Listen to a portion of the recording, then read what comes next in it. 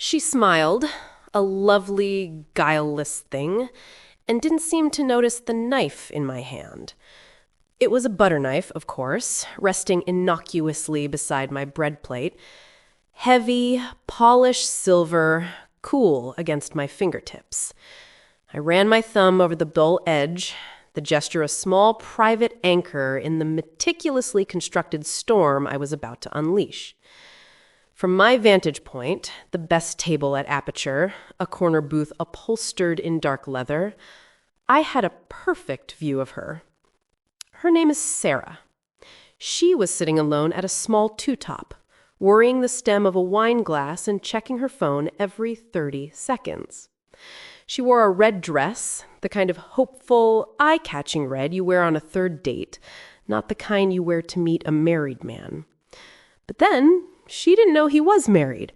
That was the central, hilarious tragedy of her situation. Of ours.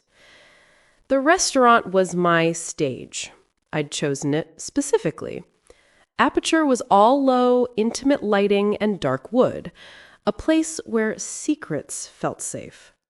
The hushed clinking of cutlery and murmured conversations provided the perfect soundscape for a quiet execution.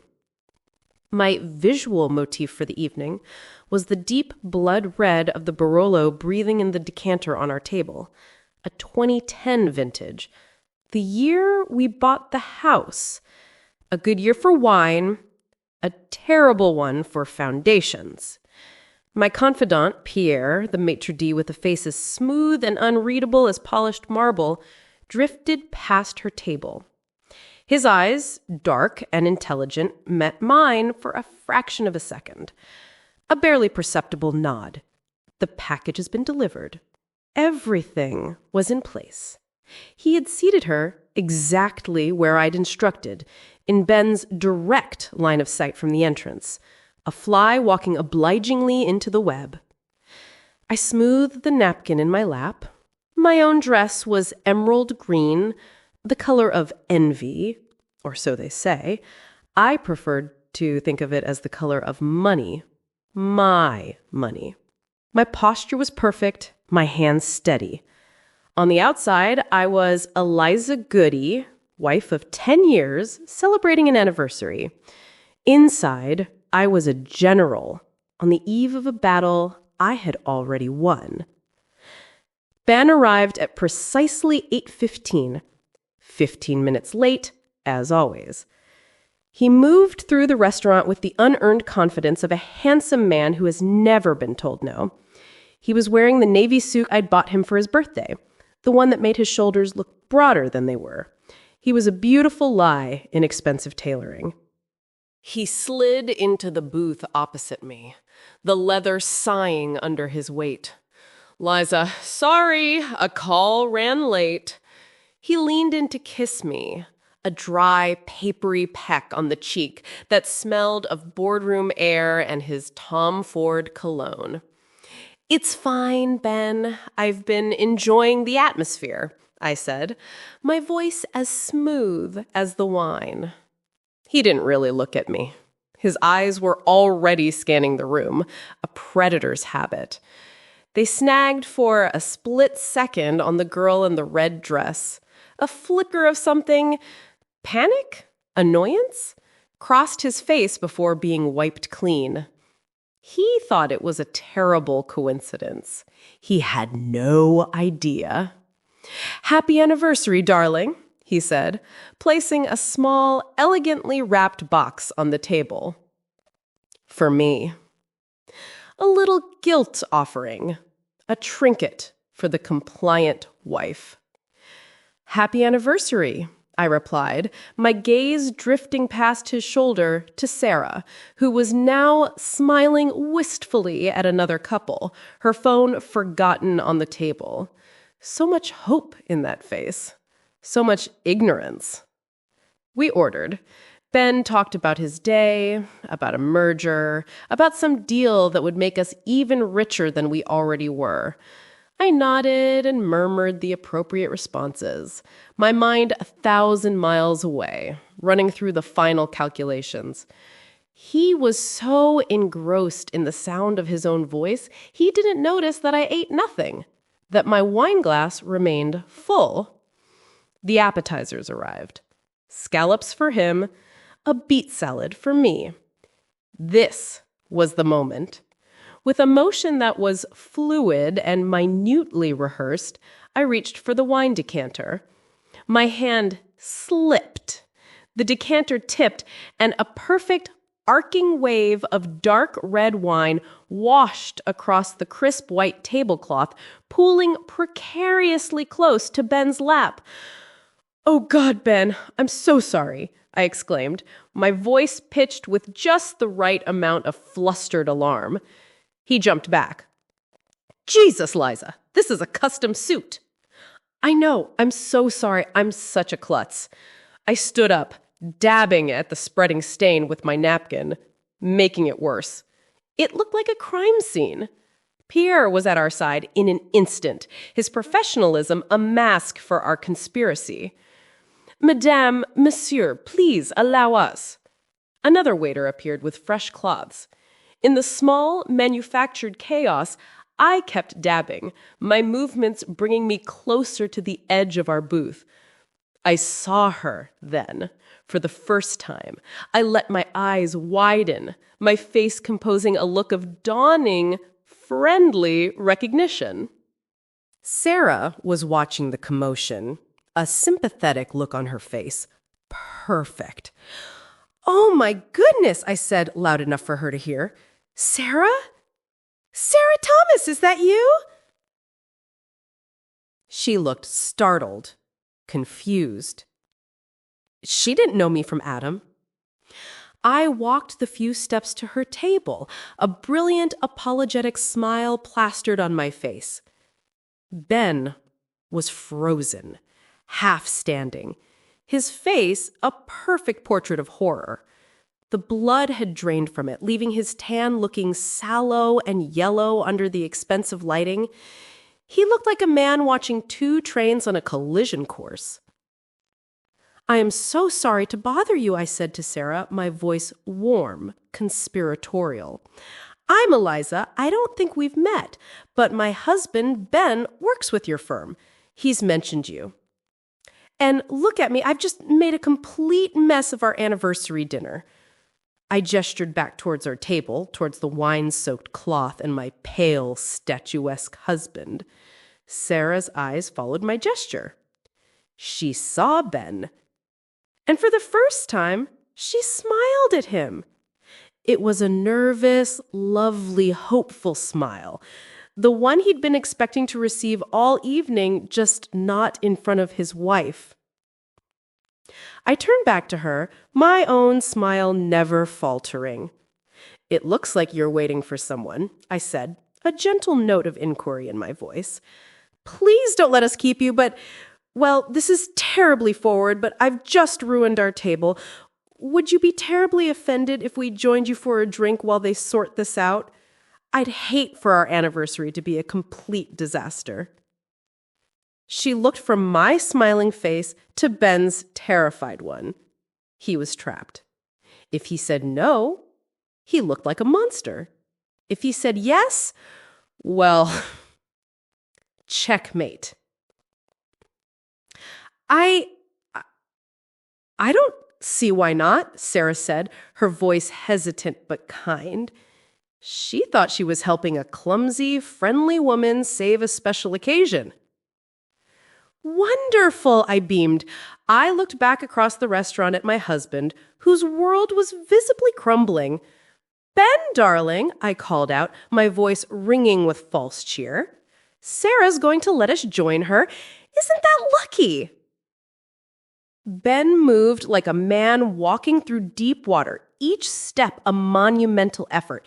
He was trying to project calm, but I could see the frantic calculations behind his eyes.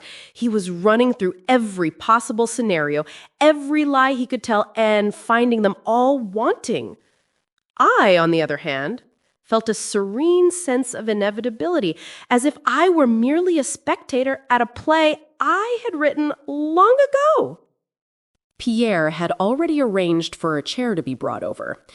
I took the seat beside Sarah, creating a united front of two women, while Ben was forced to sit opposite us, isolated and on trial. A fresh bottle of Sancerre appeared, Sarah's preferred drink, according to my research. On the house, Pierre murmured, placing it in an ice bucket. A small, perfect touch. "This is so kind of you," Sarah said, her cheeks flushed with a mixture of wine and embarrassment. "I feel like I'm crashing your anniversary." "Nonsense. You're saving it," I said, patting her arm. "My husband can be so clumsy." I gave Ben a smile that was all teeth. He offered a tight, strangled version of a smile in return. "So, Sarah, Ben tells me you're in acquisitions. He says you're a real rising star." "Oh, well, he's been a wonderful mentor," she said, her eyes flicking towards Ben with a shy admiration that made my stomach clench. It was the same look I'd given him a decade ago. The Henderson account was a huge win for me, and I couldn't have done it without his guidance. "The Henderson account," I repeated, letting the words hang in the air. "Yes, I remember you mentioning that one, Ben. Lots of late nights. Lots of off-site meetings." Ben's hand, resting on the table, curled into a fist. "It was a complex deal, Liza. Demanded a lot of attention." "I'm sure it did," I said, turning my focus back to Sarah. Her innocent white wine stood in stark contrast to the deep red stain marring our old table, a ghost of the life I was systematically dismantling. Ben is nothing if not thorough. He gives everything his full attention. The memory hit me then, not as a hazy dream, but with the sharp, cold clarity of a shard of glass. It wasn't a dramatic discovery, no private investigator or lipstick on a collar. It was quieter, more banal, and infinitely more insulting. Flashback. The scene is not our warm, opulent home, but the sterile white of our kitchen 3 months ago. The lighting is harsh, halogen, unforgiving. I was looking for a receipt in Ben's briefcase for a tax return, a mundane Tuesday task. He'd left it on the marble island, a rare oversight. Inside, nestled between files, was a company credit card statement. I wasn't looking for it, but a line item caught my eye. Aperture, $450. Odd. We hadn't been to Aperture together in over a year. I scrolled down. The Gilded Lily, $380. A cocktail bar I'd never heard of. Another charge, a week later. Park Hyatt, $850. A hotel 5 miles from our house. The dates and times formed a constellation of betrayal. The late night on the Henderson deal, the boys' poker night, the emergency meeting with the Tokyo office. Each lie was a neat, itemized entry on a balance sheet. I felt nothing at first, just a profound, hollow stillness. The sound of the refrigerator's hum seemed to grow impossibly loud. I looked at the statement, at the clinical black and white proof of it all. There was no passion in it, no screaming, no tears. It was just a transaction. He had purchased a separate life, and he had used our money to do it. The shared account. My money.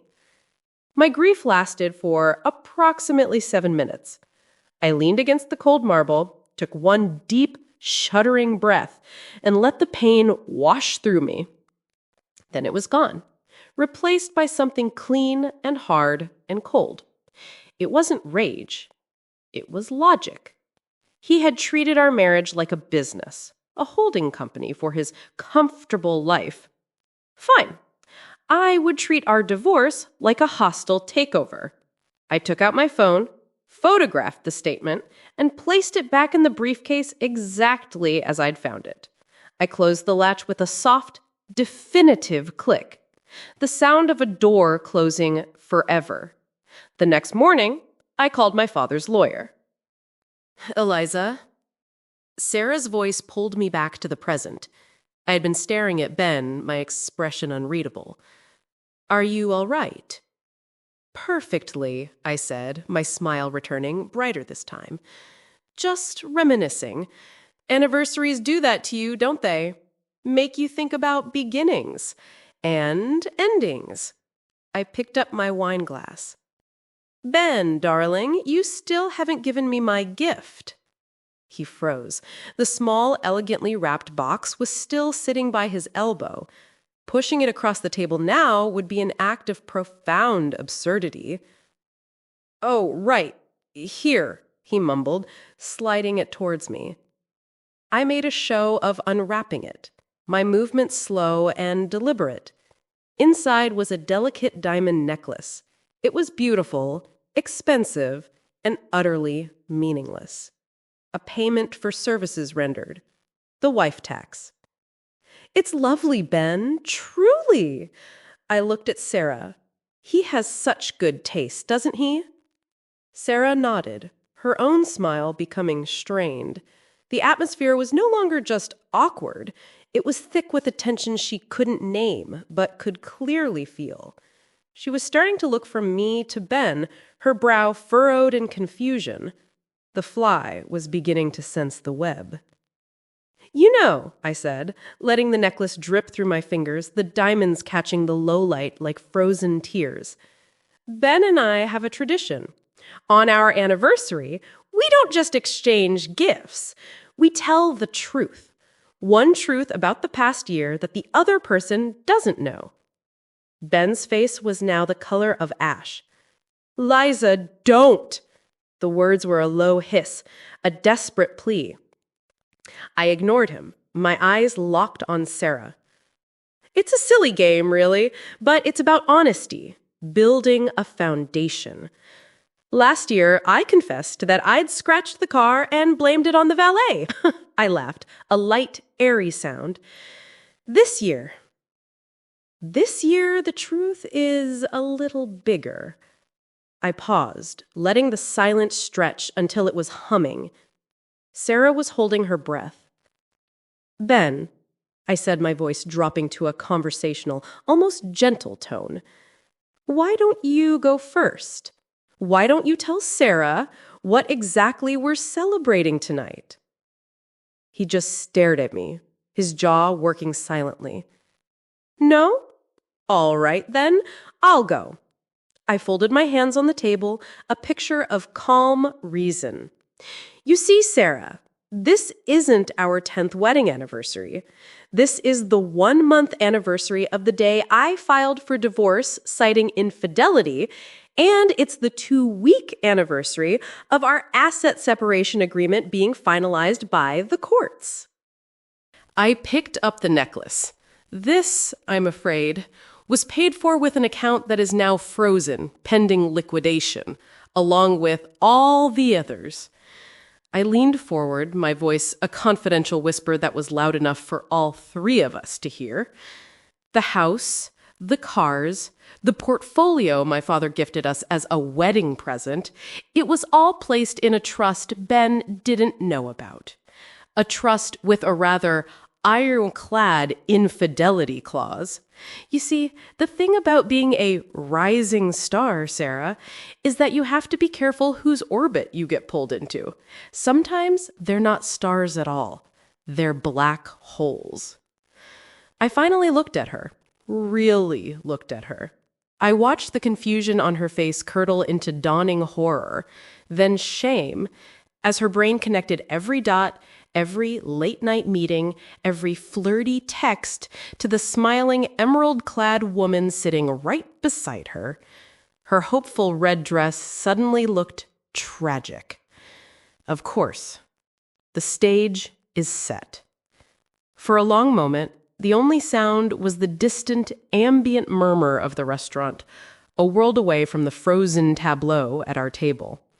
Sarah's face was a canvas of cascading emotions: shock, confusion, and then a deep, sickening wave of comprehension that washed all of the color from her cheeks. Her eyes, wide and luminous, darted from me to Ben, searching for a denial that never came. Ben was a statue carved from rage. The mask of the charming, confident husband had shattered, revealing the ugly thing beneath. His jaw was clenched so tightly, a muscle jumped along his cheek. You are unbelievable," he finally spat, the words shards of glass aimed at me. "I'm methodical," I corrected him, my voice dangerously calm. "There's a difference." He turned to Sarah, attempting to salvage something from the wreckage, his voice a low, urgent murmur. "Sarah, listen to me. This is not what it looks like. She's twisting things. We can talk about this." But Sarah wasn't looking at him anymore. She was looking at me. In her eyes, I didn't see hatred. I saw a shared, humiliating wound. She had been a fool, and so had I. The difference was, I had discovered it 3 months ago. She was discovering it now, in public, in her hopeful red dress. This was the moment, the thematic choice. I could have savored her pain, let it be part of his punishment. I could have watched her crumble and considered it collateral damage. But my fight wasn't with her. It never was. She was a symptom, not the disease. The disease was sitting opposite me, trying to pretend he still held any power. Sarah fumbled for her clutch on the table, her hands trembling. "You told me you were separated," she whispered, her voice cracking. It was an accusation, but it was aimed solely at Ben. "It's complicated," he began, the universal coward's creed. "No, it's not," I cut in, my voice slicing through his excuse. "It's remarkably simple." I shifted my chair slightly, turning my body to address Sarah directly, excluding Ben from the conversation entirely. "He lied to you, just like he lied to me. He used you for his ego and me for my money. The only complicated thing about my husband is his tax situation, and thankfully, that's my accountant's problem now, not mine." I reached into my own purse and pulled out a crisp $100 bill and placed it gently on the table in front of her. "For your cab ride, and for the dry cleaning on the lovely dress he will no doubt try to ruin with his crocodile tears. Go home, Sarah, have a real glass of wine, and block his number." She stared at the money, then up at me. A single tear traced a path through her makeup. She gave a small, jerky nod, a gesture of silent, feminine solidarity. Without another word, she stood up, her movements stiff with shock and dignity. She didn't look at Ben again. She simply turned and walked away, a flash of tragic red disappearing into the restaurant's curated darkness. Now we were alone. The civility in the air evaporated. Ben's face was a mask of pure fury. "How dare you?" he hissed, leaning across the table. "How could you do this in public? To humiliate me? To humiliate her?"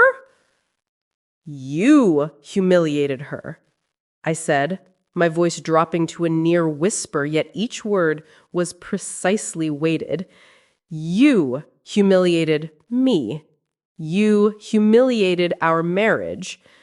All I did was turn on the lights. It's not my fault you were screwing a cockroach in the kitchen." He flinched as if I'd slapped him. 10 years, Liza. 10 years, and you throw it all away for some theatrical bullshit. You threw it away every time you paid for a hotel room 5 miles from our bed. This isn't a fit of pique, Ben. This is a business transaction. Our partnership has been dissolved due to a breach of contract. I'm just tidying up the paperwork. I pushed the diamond necklace back across the table towards him. The small, expensive box slid across the polished wood and stopped just short of the deep, dark stain of the Barolo.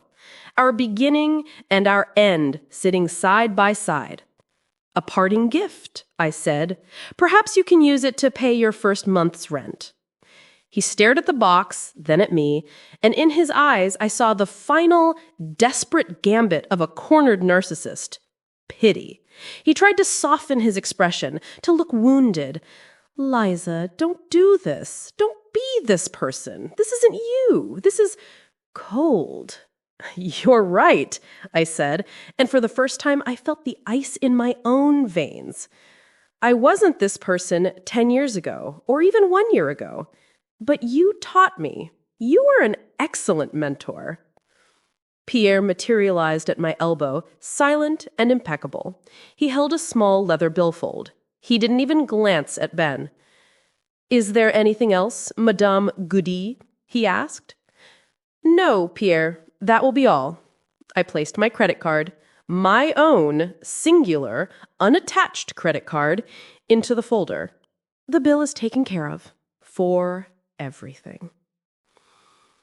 I stood up, smoothing down my emerald dress. I was taller than him now. He sat, diminished, amidst the wreckage of a life he thought was his.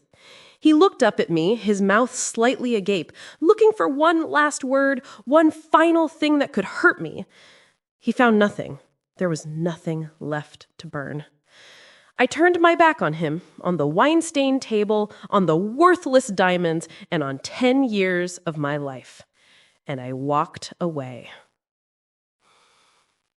The night air was cool and clean against my face, a stark contrast to the suffocating, overwrought atmosphere of the restaurant. I didn't look back. I didn't need to. The image of Ben, small and trapped in that leather booth, was permanently etched in my mind, not with triumph, but with a strange clinical finality, like a photograph in a case file that has just been stamped closed. My driver, a silent man named Alistair, was waiting exactly where I told him. He opened the door of the black sedan without a word, and I slid into the back seat. The scent of worn leather and expensive air freshener was a comfort, a neutral space scrubbed clean of the past.